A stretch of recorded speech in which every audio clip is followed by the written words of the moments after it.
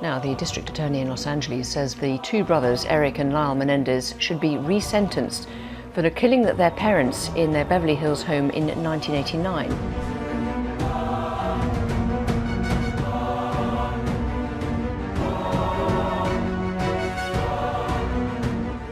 Lyle and Erik Menendez, the two brothers who turned a Beverly Hills mansion into a scene of horror. Claiming years of abuse pushed them to murder, they painted themselves as victims. Well, I didn't have normal experiences, but I am. I did that, and there's not a day that goes by that I don't think about what happened and wish that I could take that moment back. But prosecutors saw something far darker, a twisted scheme for fortune and revenge. Decades later, as resentencing looms, the question remains, was this truly desperation, or does a deeper, more sinister truth lie hidden? Bloodlines of trouble. In the shadows of a tumultuous era, a family's journey unfolds, one filled with ambition, rebellion, and tragedy. Jose Enrique Menendez, born on May 6, 1944 in Havana, Cuba, faced a world that was changing rapidly. At just 16, he fled to the United States, escaping the chaos of the Cuban Revolution. He pursued his education at Southern Illinois University, where he met Mary Louise Kitty Anderson, 1941-1989. Their passionate love story turned into marriage in 1963, and they moved to New York City, where Jose earned an accounting degree from Queens College. Their first child, Joseph Lyle, arrived on January 10, 1968 in New York, bringing joy but also a shift in Kitty's career as she decided to leave her teaching job. The family soon moved to New Jersey, welcoming their second son, Eric Galen, on November 27, 1970, in Gloucester Township. They settled in Hopewell Township, where both boys attended Princeton Day School.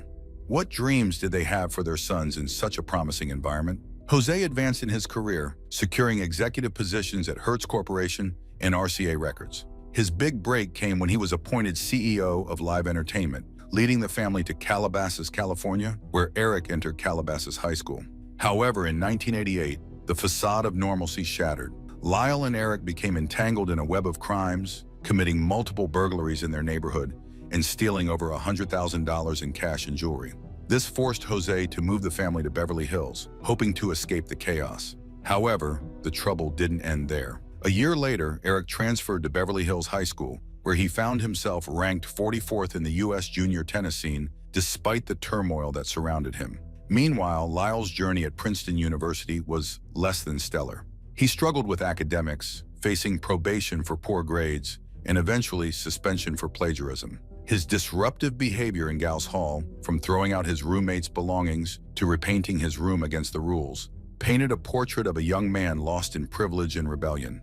In an unsettling twist, Erik tapped into his darker thoughts while writing an amateur screenplay with a classmate titled Friends. The story revolved around a rich young man who plotted the perfect murder of his parents to inherit their wealth. How could a story so chilling mirror the realities unfolding in their lives? This family's saga is a haunting reminder that behind every dream lies the potential for darkness, a nightmare in Beverly Hills. On August 18, 1989, brothers Lyle and Erik Menendez were on a mission in Southern California, trying to buy guns. Initially, they aimed for handguns, but complications with Lyle's California driver's license and a mandatory 2-week waiting period derailed their plans. Instead, they ended up purchasing Mossberg 12-gauge shotguns and ammunition from Big 5 Sporting Goods in San Diego, with Erik using a stolen driver's license from a friend. Just 2 days later, on August 20th, while their parents, Jose and Kitty Menendez, relaxed in their Beverly Hills mansion, everything changed. The brothers entered the den, shotguns in hand, and turned the night into a nightmare. Jose was shot 6 times, with a fatal shot to the back of his head, while Kitty endured 10 shots. She was crawling away when Lyle fired the final deadly shot to her face. How could anyone carry out such brutality? In the immediate aftermath, the brothers remained in the house, almost as if they were waiting for the police to arrive. They discarded their blood-stained clothes and buried the shotguns along Mulholland Drive. Their plan to create an alibi at a movie theater fell apart when they realized the timestamp on the tickets wouldn't support their story. Instead, they opted for the Taste of LA for a festival at the Santa Monica Civic Auditorium. Upon returning home and finding no police presence, Lyle called 911, crying, "Someone killed my parents." Erik's screams filled the background. Beverly Hills emergency? Yes, police. What's the problem? Sounds, What's the problem? What's the problem? Someone killed my parents. As they rushed toward the responding officers, appearing frantic and distraught. Yet in the midst of all the chaos, police failed to conduct gunshot residue tests that could have linked the brothers to the heinous crime. Lyle even suggested that the murders might be tied to organized crime, hinting at a possible mob connection. The crime scene was horrifying. Retired Detective Dan Stewart recalled, "I've seen a lot of homicides, but nothing quite that brutal." Autopsy reports revealed gruesome details. Jose suffered explosive decapitation with evisceration of the brain, while Kitty was shot multiple times, leading to severe injuries. It was a harrowing scene one that could haunt anyone who witnessed it.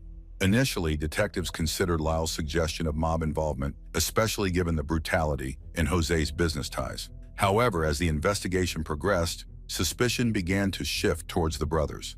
Their extravagant spending spree in the months following the murders raised eyebrows. Lyle splurged on a restaurant, luxury watches, and a sports car, while Erik hired a personal tennis coach and traveled extensively. In total, they spent around $700,000 before their arrests, although family members insisted their spending habits hadn't changed after the killings. However, the pieces of this unsolved mystery seemed to fall back into place when Erik's high school friend, Craig Signorelli, reported a shocking confession from him. Adding to the eerie coincidences, the brothers had even written a screenplay titled Friends, depicting a son killing his wealthy parents for inheritance. The police arranged for Signorelli to record his conversation with Erik over lunch, but Erik dismissed any allegations when challenged. Suspicion deepened when Lyle's friend, Glenn Stevens, revealed that Lyle made a questionable trip back home shortly after the murders. Lyle had mentioned needing to erase files from the family computer, including a potential new will that might have left less money for him and Erik. A computer expert hired by Lyle confirmed he was tasked with deleting that will. The investigation reached a critical turning point when Erik confessed his crimes to his psychologist, Jerome Oziel. After Oziel's breakup with his mistress, Judalon Smith, she reported the brothers' involvement to the police. As a result, Lyle was arrested on March 8, 1990, right outside their Beverly Hills home, while Erik turned himself in shortly after returning from Israel. Both brothers were held without bail, and the chilling truth about their parents' brutal murders began to come to unfold. What secrets lay beneath the surface of their seemingly perfect lives? Trials of the Menendez brothers.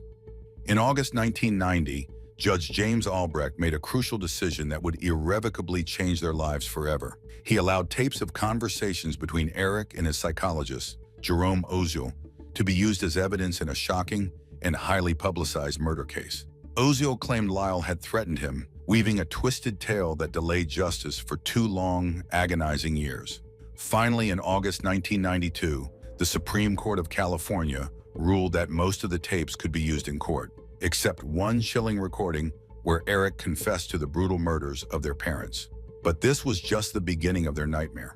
In December 1992, the brothers were indicted for killing Kitty and Jose Menendez. Initially charged with murder for financial gain, those charges were dismissed, yet they still faced 2 counts of first-degree murder, with the death penalty looming ominously over them like a dark cloud. During the first trial from 1993 to 1994, their defense painted a disturbing picture of their upbringing. What could drive 2 young men to commit such a horrifying act? The brothers claimed that they killed their parents after enduring years of horrific abuse, particularly from their father, a cruel perfectionist with a dark side. Lyle recounted harrowing details of being abused from the tender age of 6, while Erik revealed that his torment continued well into adulthood, just before that tragic night of violence. The brothers insisted they bought shotguns for protection, convinced their parents would kill them if their long-held secrets came to light.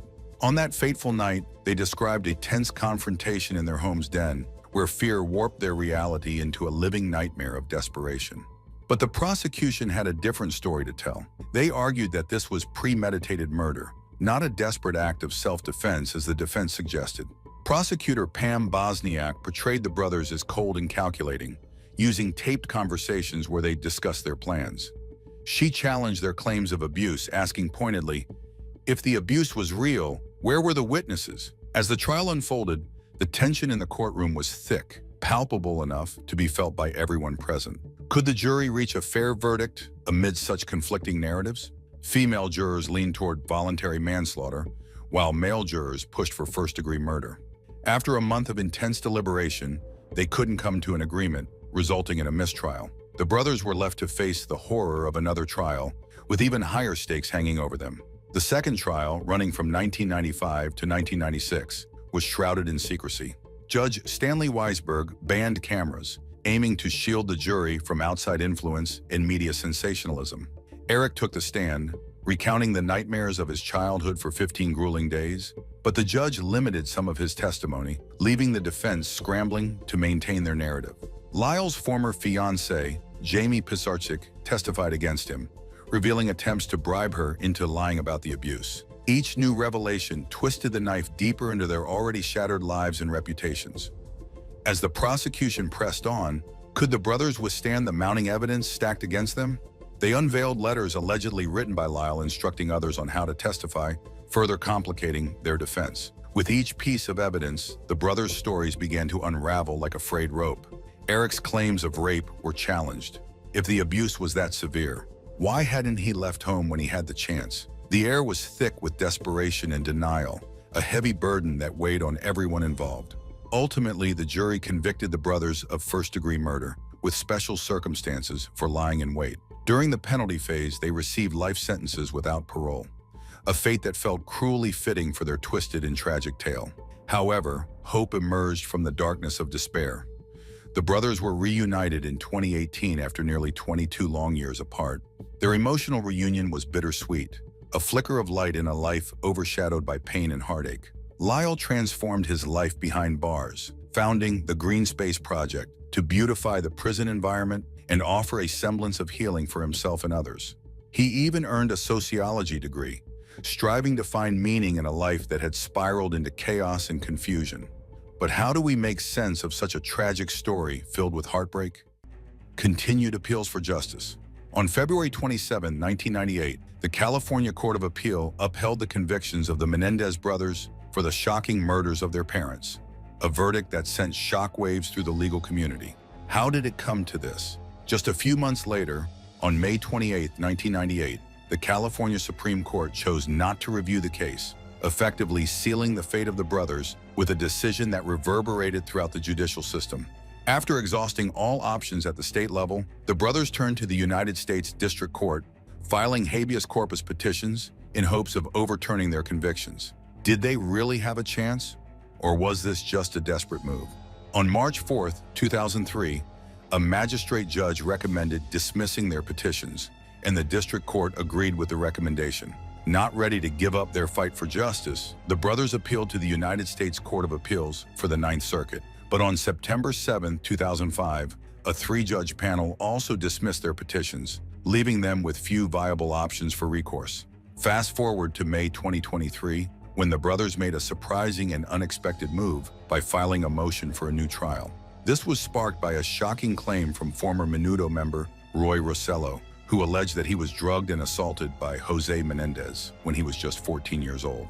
This explosive revelation hit the airwaves on April 18, 2023, during a segment on The Today Show, which discussed a related documentary about the case, Andy Cano, in 1988, where he detailed the alleged abuse. Could this new evidence change everything for them and finally bring some semblance of justice?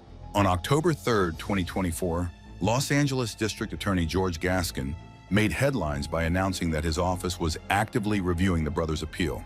What could this mean for their future? Then, just weeks later, on October 24, 2024, Gascon took a bold and significant step, asking the court to reconsider the brothers' sentencing. If the judge agrees to this request, the brothers could become eligible for parole. Gascon explained his rationale, stating that the original charge of murder didn't truly reflect the premeditated nature of their actions. He also acknowledged the severe dysfunction and abuse the brothers endured within their family, including instances of molestation. With all this in mind, Gascon's recommendation factored in the considerable time the brothers have already spent behind bars and their behavior while incarcerated, which he described as relatively good. In a case that twists and turns like a dark thriller, can the truth finally come to light, and will justice be served at long last? What's next for the Menendez brothers? The story of Erik and Lyle Menendez is about to take another shocking turn. These brothers, currently locked away for life without the possibility of parole, are now one step closer to freedom. The Los Angeles County District Attorney just recommended resentencing, which could make them eligible for parole after all these years. Is this the beginning of their redemption or a chilling mistake? The court filing is a hefty 57 pages, filled with a mix of praise and controversy. It paints a picture of two men who have tried to make something of themselves while behind bars. They've earned degrees and started programs to help other inmates who are struggling. It sounds like a heartwarming transformation, but there's a darker side. What really lies beneath this facade of change? The filing does not shy away from their past either. Erik has a history of trouble in prison, including fights and other violations. Lyle, on the other hand, has had his own issues, but managed to avoid the physical altercations that marked his brother's time inside. It's a tale of two brothers on opposite paths, yet both are tied to a crime that shocked the nation. The document claims, while incarcerated, Erik and Lyle Menendez have transformed and become productive community members. But can anyone truly believe that? Next comes the real showdown, a resentencing hearing. A judge will decide if their past should dictate their future.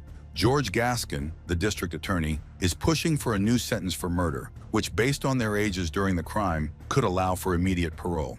But make no mistake, this hearing will not be a walk in the park. It's bound to spark heated debates, with some members of Gascon's office set to argue against him. Will the ghosts of their past come back to haunt them? If the judge agrees to the new sentence, it'll be up to the California Parole Board to assess whether these brothers are a threat to society. Even if the board gives a thumbs up, Governor Gavin Newsom could step in and put a halt to everything. Recently, a surprising twist emerged as over 24 family members of the Menendez brothers publicly called for their release, claiming that Erik and Lyle are not the dangerous individuals they were once seen as. Kitty Menendez's sister, Joan, emphasized how public perception has changed over time. But can a family truly forget such a brutal past? Yet not all family members are on board with this idea. A lawyer for Kitty Menendez's brother painted a grim picture of the brothers, calling them cold-blooded and insisting their actions destroyed their family. What does it mean to seek forgiveness when the scars run so deep? Nima Rahmani, a former federal prosecutor, believes this case has turned into a perfect storm of publicity and politics. With documentaries and celebrity endorsements shining a spotlight on the brothers, it seems like their shot at freedom is more real than ever. Among the most significant influences is the recent Netflix documentary, Monsters, the Lyle and Erik Menendez story. It has reignited interest in their case, sparking discussions and debates across the country. Could this documentary be the key that unlocks the door to their freedom? Back in May 2023, the Menendez brothers filed a motion claiming new evidence could clear their names. Gaskin's office has been sifting through this case for over a year, with the decision to recommend resentencing coming right before his re-election campaign. Was this timing a coincidence or a calculated move? The motives behind the Menendez brothers' actions remain tangled in mystery. Prosecutors painted them as spoiled kids who brutally murdered their wealthy parents to get their hands on a fortune. But the brothers argue they acted in self-defense, driven by fear and desperation after years of living in a terrifying environment. Family members shared harrowing stories, but no one had hard evidence of the allegations. This twisted saga continues to grip the public's imagination. With each new development, questions arise about justice, redemption, and the weight of a dark past. What will happen when the dust settles and the brothers stand before the world once more? So are the Menendez brothers deserving of a second chance? Or should they remain behind bars for their past actions? What do you think about the impact of documentaries like Monsters, the Lyle and Erik Menendez story on public perception? Drop your thoughts in the comments. And don't forget to hit the like button and subscribe to our channel for more. Thanks for watching.